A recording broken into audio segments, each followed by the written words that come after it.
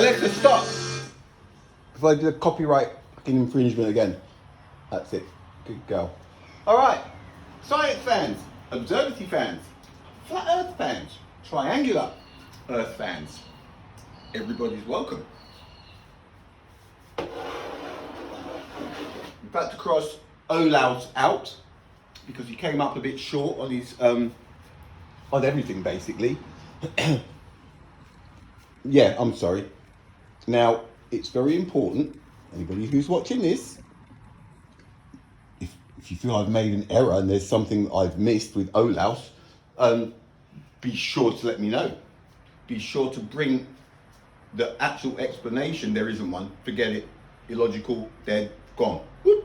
It's in all the books. It's written in the books as it was done, and it can't be done. It just can't be done. It's the end, I'm afraid. That's how it works. It's a fact. A fact is information without emotion. He's gone. Next on the list, we had Mr. James Bradley. I forgot to send the worksheet out. I'm going to send the worksheet out where it's got 5 or 6, starting with Roemer. This guy's second. We're going to go through them, and I'm going to knock every single one of them out of the park. All right? Using facts and a bit of common sense. Now this one, right. He was in 1728. He was born in 1693. Died in 1762. 60. He died at 69. Okay. According to that, if you've got a decade left. Let's go. Chop, chop. Work to do. Work to do. He worked out the speed of light using aberration. Okay. Stellar. Can we see this? I've decided I'm going to try and do this and the other thing in a while. Right. Stellar. What we have is stellar aberration. His diagram, right? This is the diagram. We've got star up here, we've got planet Earth down here, and we've got 2 angles, right? One's a dotty and one's a straight. The rest frame is the actual position of the star that we're going to measure with the speed of light, okay? So you go pick a star out that you like, and then on your marks, get set, go. That star, it's got an actual position, and then it's got the moving frame. Now the moving frame is where the displaced star is perceived to be. It's got a perceived position, not the actual position, because that's here. This one is like a perceived, like a hologram maybe. I don't know. So when you look up, which one are you looking at? Is my question. How do I know if the particular star that I'm looking at is in rest frame or moving frame? How do I know that? Relativity. If you are looking at a star with a telescope, you are looking at it live. The sun. Even reports of Galileo looking up, pointing his telescope to the sun and looking at the sun. If you turn your telescope to the sun and you look at the sun, you are looking at the sun. There is no delay. There is no 8 minutes 20 delay. It can't be, right? Now this is a fact. When you use a telescope to look at anything, you are taking yourself there. You're there. Your eye is there. There is no light. There is no waiting for any light to come back, because your eye is already on the rock that's there. Our eyesight is absolute. As soon as something lights up, we see it. We do not have to wait for light to come back. It's illogical. It's wrong. It defies both logic and common sense, right? Now, I thought that looked like a cowboy on a horse. It's just the way it turned out. This guy's looking at the sun. The sun is not going to be 8 minutes and 20 anythings further along in the sky. He is looking through a telescope directly at the sun, all right? we presume, sorry, I had to have a lolly, that he was using a telescope. But it doesn't really matter, because the angle of aberration is related to the ratio between Earth observers' relative speed to the speed of light. The angle of aberration is related to the ratio between an Earth observer's relative speed to the speed of light.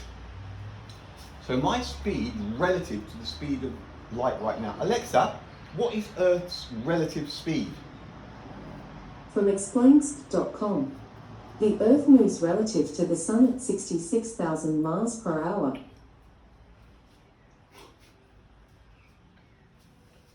The Earth moves relative to the Sun at 66 miles an hour. Alexa, what is relative velocity of Earth? Sorry. From sri.edu. Velocity relative to Earth is about 13.5 miles, 17.7 kilometers per second.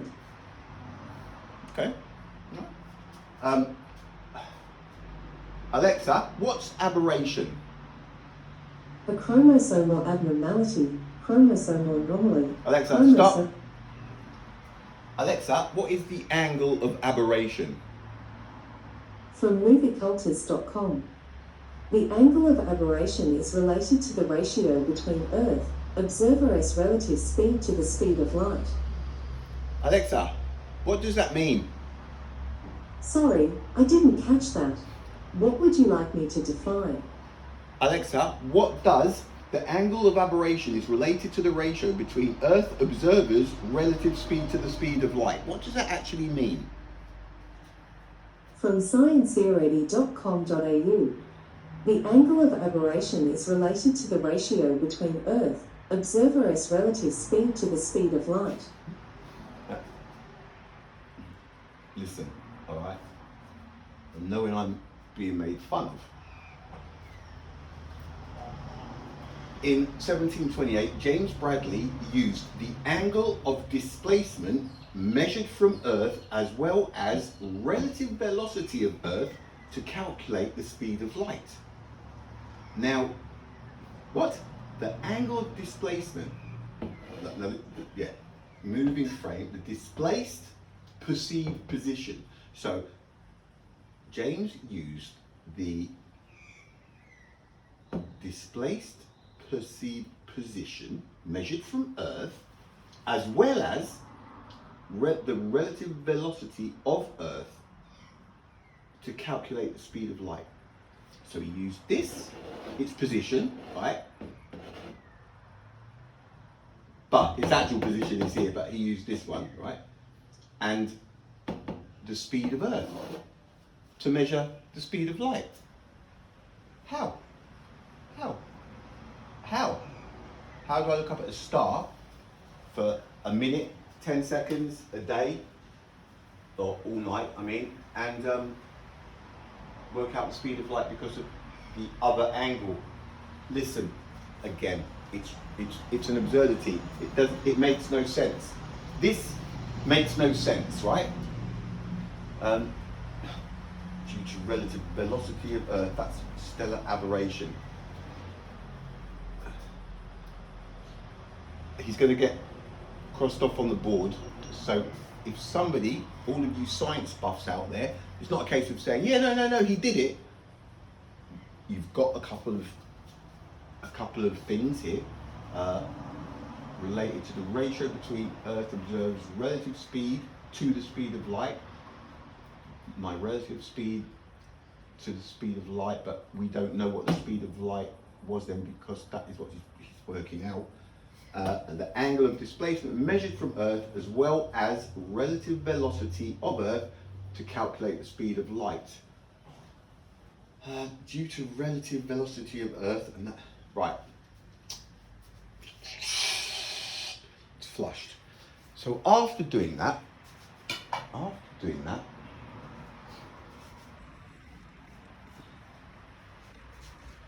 Think we gonna leave me smoking? Don't ask me. Do not ask me. That's Alexa's department.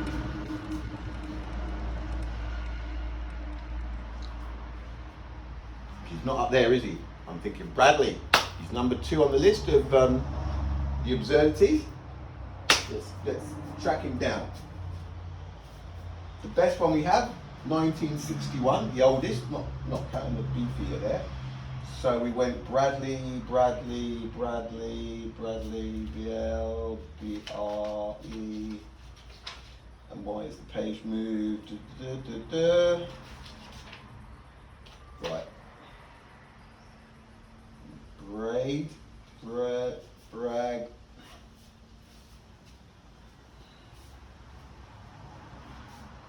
But what we do have, it's good because he's right next to Braha.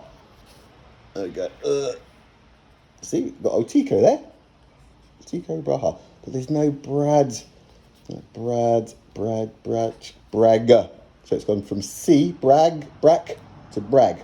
No D. There is no Bragg. We've got Braid. 1961. So the number 2 with a cracking working out of stuff, not in here.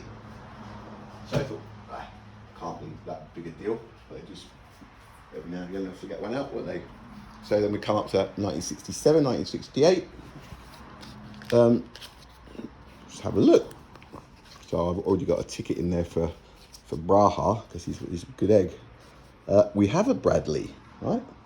But unfortunately, it's a Bradley General of the Army, Omar. So it's not our guy, is it? So 1961 up to 1967, 68, no. I went to the Junior World Encyclopedia, 1971. Not to be mocked at, right? Not to be scoffed at, because the names are in here. But what do you reckon? No. Where are we going? BR. I'm looking for bra. Bronze. Blah, blah, blah, blah. Break. Brand. Brahms. Right? Bradley. No. Boyle. Bradford. Braddock. Right? That's right. There wasn't a Braha in here. I was convinced I didn't look at that properly. No, that's another thing. There was no Braha in here, but all the other guys, most of the other guys were in here. So, because it's a junior, you don't want to get too excited that something is there or isn't there, really, right? So we're now all of a sudden, we've gone from 1961, we're on 1975 now, right? We're still looking for this Bradley guy, right? Because, I mean, God, he's the second guy to work out the speed of light, isn't he?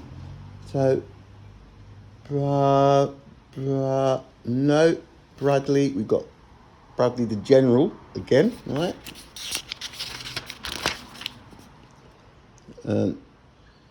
Boyle, so quite disappointing. But I've got Tico in there again. Braha, Tycho, Tico. Oh. But again, no James. Where are you, James? Did they not need you yet? And then somebody would have said, 1975. Listen, we're going to need somebody to back up for the speed of light. Because that Roemer thing, somebody might pick it up. So just throw a couple of absurdities in. Right? I even went to the advanced level physics, which is, what do we call it?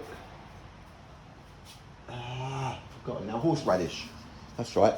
So I thought I'd have a look, and obviously, no, look, he's not in there. Why would he be in there? Quite a few of the others are in there, as it's physics. Oh, speed of light, though. Anyway, and then, just when we thought we caught us a live one, it's the first spotting of Bradley. 1979. 18 years after the first book that I've got, and the one before this, look, 78, 76, so we're not far away. Now what does it say about, but this is, as far as I can see, this is it. He's born here, right? This is it. This is it. Here he comes. They needed a backup. And 1979 or just before, right, there he is. Bradley, right, Bradley James. 1693, 1762, was an English astronomer.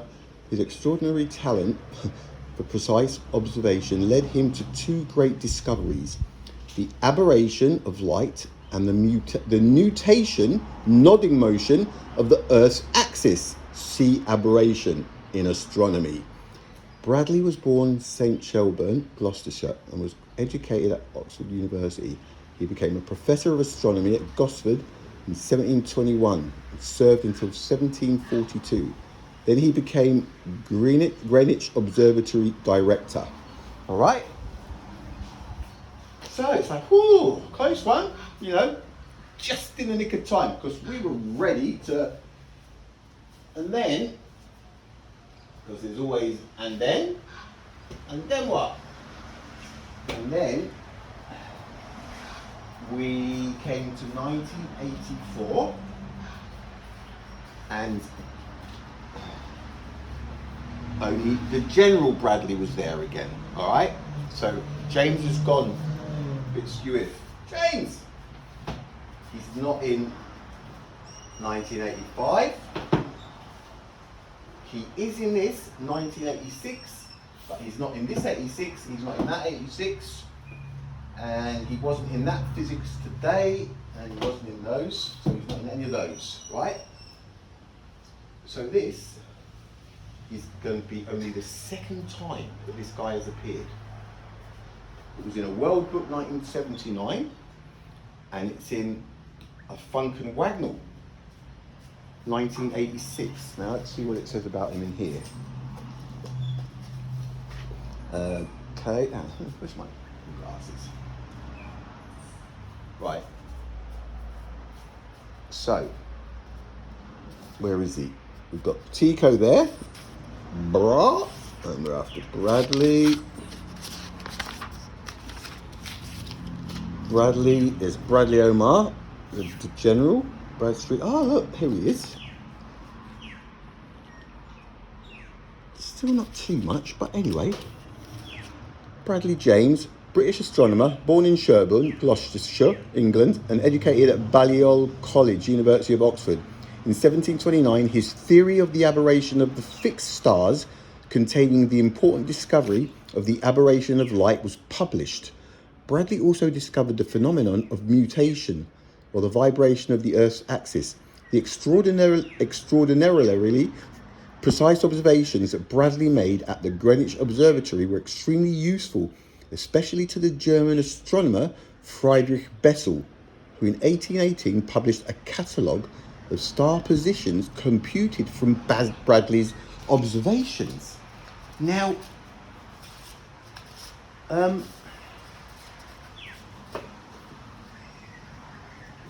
2 times I've seen him in here, and all of a sudden we've gone from a little right up there to, what a legend! I mean, the guy's pumping them out, right?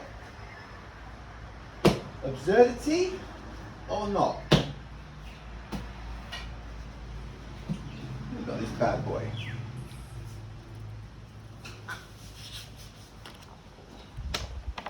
Alright, so is he in here? If you're not in here, then you're not anybody, right? So this is 1989. All right, what have we got here?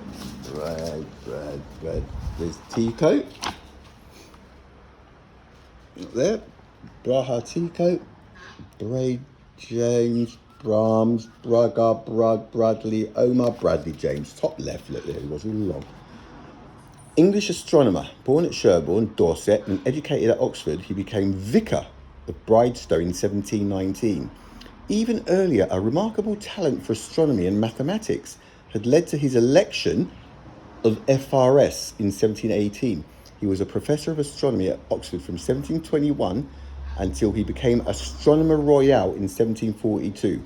While attempting to measure stellar parallax, he discovered the aberration of light, thus providing the first confirmation by observation of the theory that the Earth moved round the Sun, Copernicus. Bradley also discovered nutation, oscillation of the Earth's axis about its mean position. 3 times we've seen him, and his resume. Now these are all proper books. These aren't Mickey Mouse comics. All of these guys are in all of them, right? Here and there's one missing. 3 times. 3 books, all right? The same kind of vibe books. He's not in here, the timetables of history. He's not in any Did You Knows. He's not in the Cosmos. He's obviously not in that picture of history. He's not in that because that's what I can do with it. In this little monster, only General Bradley is there. Alright? Only General Bradley. He's not in the How Is It Done. I've looked in all of those. Alright? And he's not in any of these. Sure, in fact, the one I thought maybe, and I actually put a tag in there because it's got names of everyone. Look, Kepi, it's just got everyone. Gustav Kirchhoff, Caroline Herschel, everyone. Newton's laws of gravity and motion. Yes, okay, Newton, we'll get to you. Now, 2013, 2014. So what is it now, right? It's an absurdity. That doesn't make any sense. Now, anybody, right, that is going to do that, just because you can't understand it, nobody will understand that. It's an absurdity. It doesn't make any sense. The fact that that lined up in those books the way it did is not looking the best for him either, all right? 23, right. So this is it how it stands at the moment. Rome's gone. And anybody who says, well, you can't just, we just did, because it doesn't make any sense. It's wrong. It's wrong. They screwed it up. They didn't put enough detail into it to make it believable. This, the second guy, no. One of the main reasons, when you're looking through a telescope, you are seeing the star where it is. It is a telescope, all right? There is no delay. There is no delay. If we gaze up at Saturn in the night sky, we see it immediately, okay? If the sun was off and it shone suddenly and it lit Saturn up and we went like this, we would see it immediately. With a telescope, we would see it immediately. Your eye goes to the rock, you're there. The space, that's what a telescope is. It's taking away space in between, so you can see it instantly. That is another reason why this is an absurdity. And anybody who says they understand this, you need therapy. And all of these things are the same. The next one's the one with the wheel. Listen, the reason all this science is passing is because nobody can think. Nobody is following these things to where they go. Right, what does he mean there? Then if I divide this, but this is ridiculous. It can't be solved, all right? It's just words are being thrown together by a James Bradley who didn't appear until 1976, no, late 1979. That's 1, 2, 3, 4, 5, 6 possible, 7, and then 10 science books. No. If you want to follow the facts, this is how you follow the facts. This is Mickey Mouse. Yeah, that's science. We believe that. Right. Evolution's Achilles heels. You know what Achilles heel is? An Achilles heel is something that slows you down. I always say my Achilles heel is my cluster headaches, and they proved it to me just again. Troy, what a warrior, was in a fight, somebody with a bow and arrow, right-handed, choom, straight through the heel.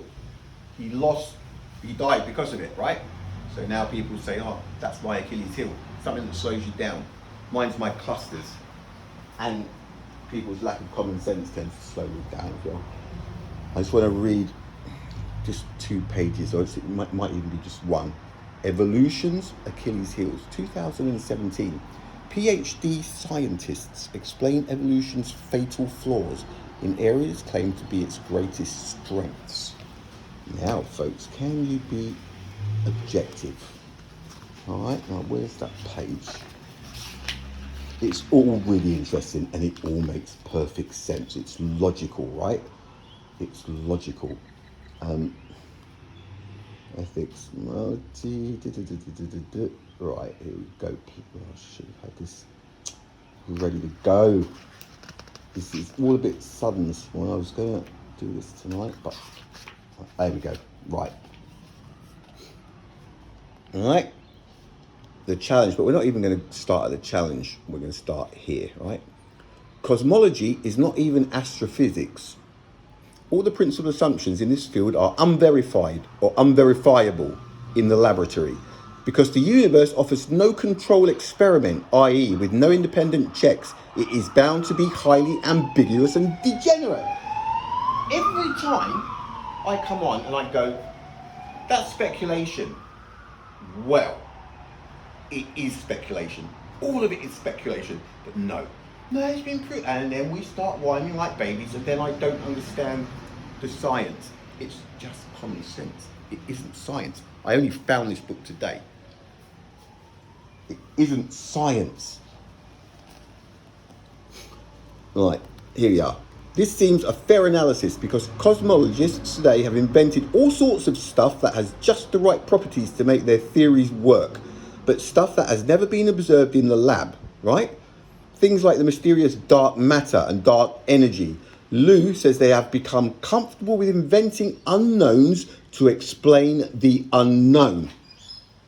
Does that ring any bells? These are facts, right? These are facts. But everybody's like, that's a nice picture. All right? I was only joking. But does a universe teeming with unobservable exotica really reflect reality? Or does the emperor need new clothes? Lou wrote, astronomical observations can never by themselves be used to prove beyond reasonable doubt a physical theory. This is because we live in only one universe. The indispensable control experiment is not available. There is no way to interact and get a response from the universe to test a theory under question, like an experimentalist might do in a lab. At most, the cosmologist collects as much data as he can and uses statistical arguments to try to show that his conclusion is likely. Hence the promise of using the universe as a lab from which new incorruptible physical laws may be established without the support of laboratory experiments is preposterous. Right? I rest my case. Now this, it's purely common sense, right? But no. That's been proven, that's a fact, that's been proven. None of it has been proven, right? The only thing that's been proven is the sun comes up in the morning and goes down. And that's only because we're spinning, and that wasn't even found out till God knows, like it wasn't a really old thing. All these things are new. They only discovered Jupiter's last moon 6 years ago, right? So,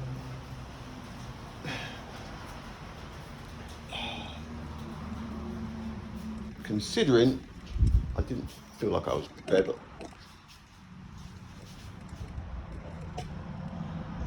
still a bit tired. What am I doing? I was going to go and cross Bradley. Bradley, you're not on there, mate, are you? James Bradley, yeah? Computer says no, and it does. And if somebody understands it with the numbers, that explains it, none of this hand is faster than the eye stuff, explain it to me.